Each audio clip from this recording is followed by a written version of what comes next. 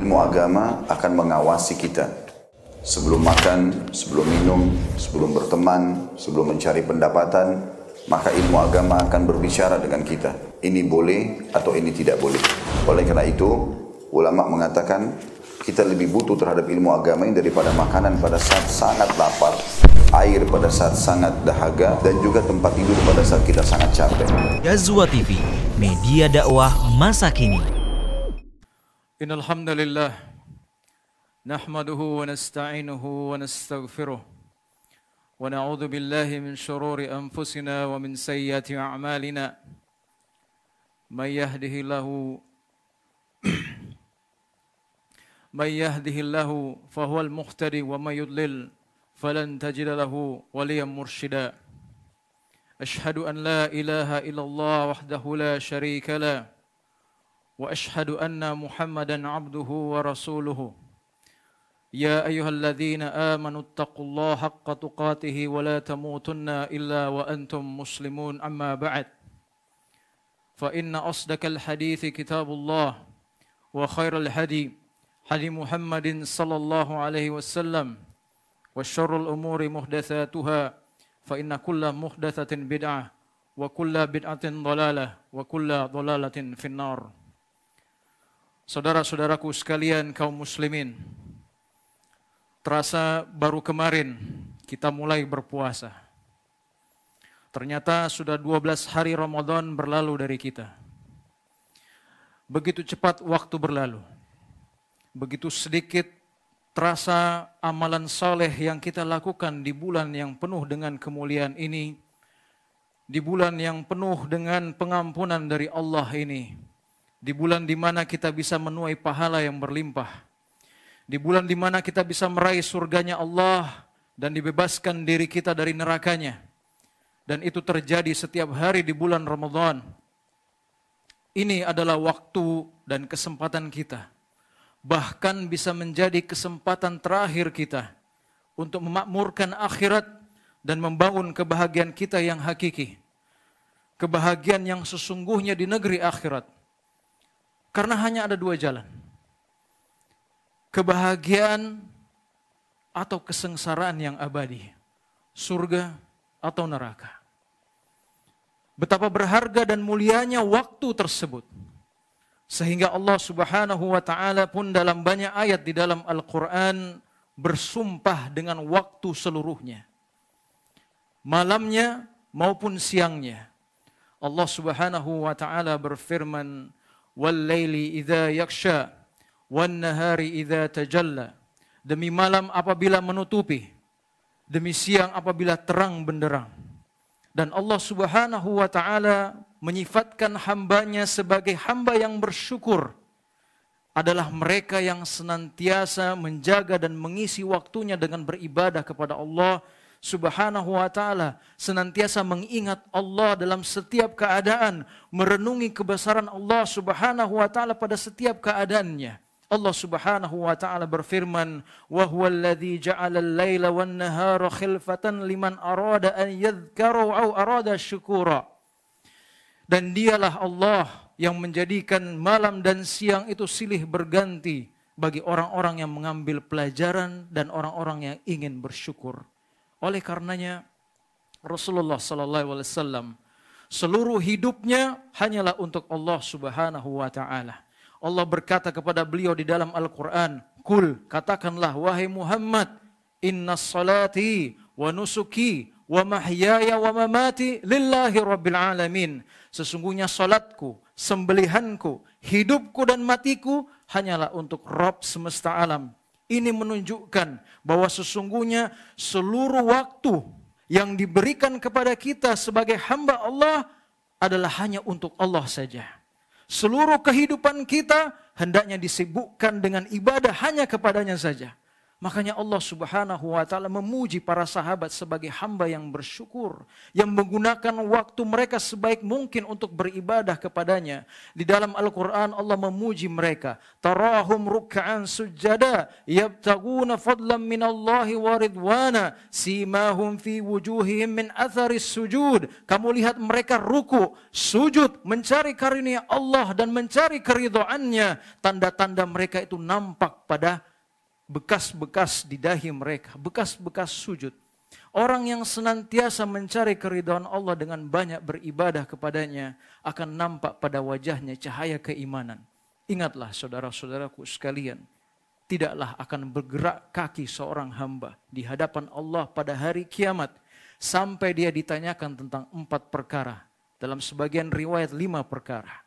Dan 2 di antaranya yang disebut oleh Rasulullah sallallahu alaihi wasallam di awal adalah an umuri fima afnah, tentang umurnya untuk apa dia habiskan, wa an syababihi fima ablah, dan masa mudanya untuk apa dia pergunakan. Dan siapapun yang dipanjangkan umurnya oleh Allah Subhanahu wa taala dan dia selalu berada di atas ketaatan kepada Allah, maka inilah sebaik-baik manusia. Nabi SAW pernah ditanyakan, ayyuhan nas khair, siapakah sebaik-baik manusia itu ya Rasulullah? Beliau menjawab, man tala umuruhu wa hasuna amaluhu. Siapa yang panjang umurnya, siapa yang diberikan waktu yang banyak oleh Allah Subhanahu wa taala dalam kehidupannya, dan yang paling baik amalannya. Ingatlah saudara-saudaraku sekalian, hari-hari kita sangatlah terbatas. Terutama di bulan Ramadan ini. Jika telah berlalu 1 hari, maka berkuranglah umur kita. Hilang pula kesempatan kita untuk meraih pahala yang melimpah. Dan yang beruntung dari mereka adalah orang-orang yang betul-betul memanfaatkan waktunya dengan sesuatu yang bermanfaat baginya di dunia, apalagi di akhirat kelak. Dan yang tertipu adalah orang-orang yang senantiasa menyia-nyiakan waktunya. Imam Ibnu Qayyim rahimahullah ta'ala pernah berkata, menyia-nyiakan waktu itu lebih berbahaya dari kematian. Menyia-nyiakan waktu itu lebih berbahaya dari kematian. Karena menyia-nyiakan waktu itu memutuskan seseorang dari Allah dan hari akhirat. Sedangkan kematian hanyalah memutuskan seseorang dari dunia dan penduduknya.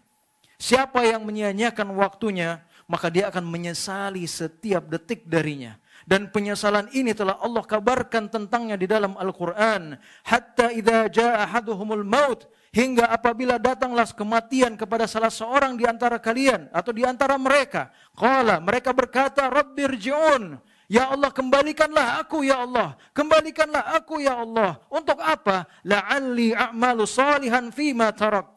Agar aku bisa berbuat amalan soleh yang telah aku tinggalkan ya Allah. Apa kata Allah? Kalla. Tidak bisa. Sekali-kali tidak. Innaha kalimatun huwa qailuha. Sesungguhnya itu hanya kalimat yang diucapkan saja. Allah mengetahui bahwa itu hanyalah bualan belaka. Makanya saudara-saudaraku sekalian, orang yang cerdas, apalagi di bulan Ramadan ini, adalah mereka yang selalu menyibukkan waktunya dengan hal yang dicintai dan diridhoi oleh Allah Subhanahu wa ta'ala. Dimanapun dia berada, dia senantiasa beribadah kepada Allah. Walaupun dia sibuk bekerja, di meja kerjanya, di kantornya, dimanapun itu. Lisannya selalu basah mengingat Allah Subhanahu wa ta'ala. Ketika selesai dari satu amalan soleh, maka segeralah beralih kepada amalan soleh yang lainnya. Dari itu Allah memerintahkan kita, فَإِذَا فَرُقْتَ فَانْصَبْ. Maka apabila kamu telah selesai dari satu urusan, kerjakanlah urusan yang lain dengan sungguh-sungguh. Ibnu Katsir rahimahullah ta'ala berkata, menafsirkan ayat ini. Beliau berkata, maksud dari ayat ini adalah, jika kamu telah selesai dari urusan dunia dan kesibukannya, dan engkau telah memutuskan segala hal yang berkaitan dengannya, maka bersungguh-sungguhlah menuju ibadah kepada Allah, dan berdirilah kepadanya dalam keadaan bersemangat.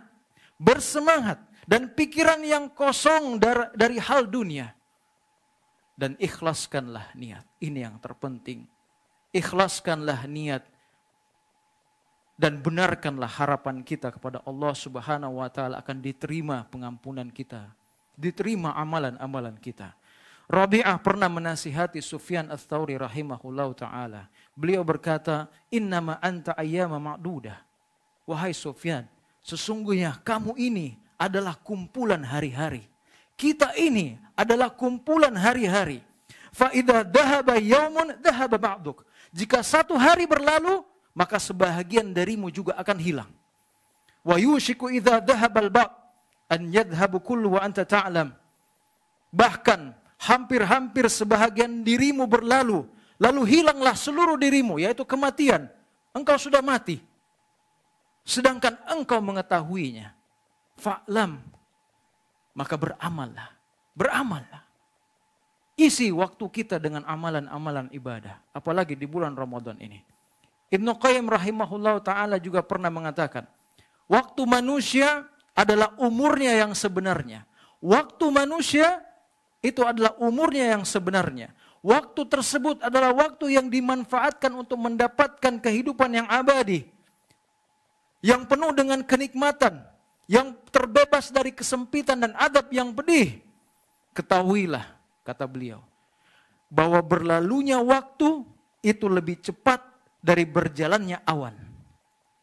Barang siapa yang waktunya hanya untuk ketaatan beribadah kepada Allah, maka itulah waktu dan umurnya yang sebenarnya. Selain itu tidak dinilai sebagai kehidupan, namun hanya teranggap sebagai kehidupan binatang ternak. Ibnu Qayyim rahimahullah ta'ala juga pernah berkata, jika waktu hanya dihabiskan untuk hal-hal yang membuat lalai, untuk sekedar menghamburkan syahwat, berangan-angan yang batil, hanya dihabiskan dengan banyak tidur dan digunakan dalam kebatilan dan kesia-siaan, maka sungguh kematian lebih layak bagi dirinya. Sungguh kematian lebih layak baginya. Kenapa demikian? Karena ketika seseorang menghabiskan waktunya dalam kebatilan dan kesia-siaan, kesempatan untuk mengerjakan dan menumpuk dosa itu lebih besar. Dan ini akan mengantarkan dirinya ke dalam jurang kebinasaan di hari kiamat. Maka kematianlah yang lebih layak baginya. Maka saudara-saudaraku sekalian, inilah waktunya. Inilah waktunya Anda fokus meraih pahala yang melimpah dan meraih ampunan Allah Subhanahu wa ta'ala yang luasnya seluas langit dan bumi di bulan Ramadan ini. Selalulah ingat bahwa ini bukanlah kampung kita. Inilah bukan negeri kita yang sesungguhnya. Negeri kita yang sesungguhnya adalah negeri akhirat, di mana seluruh kenikmatan akan diberikan kepada kita berupa kenikmatan yang tidak pernah terlihat oleh mata, tidak pernah terdengar oleh telinga, tidak pernah terlintas oleh hati. Semua akan diberikan kepada kita kalau kita beramal ikhlas karena Allah Subhanahu wa ta'ala. Ingatlah saudara-saudaraku sekalian, bahwa kita hanyalah seorang pengembara yang singgah di sebuah negeri untuk mempersiapkan bekalnya untuk perjalanan sesungguhnya menuju Allah Subhanahu wa ta'ala di negeri akhirat.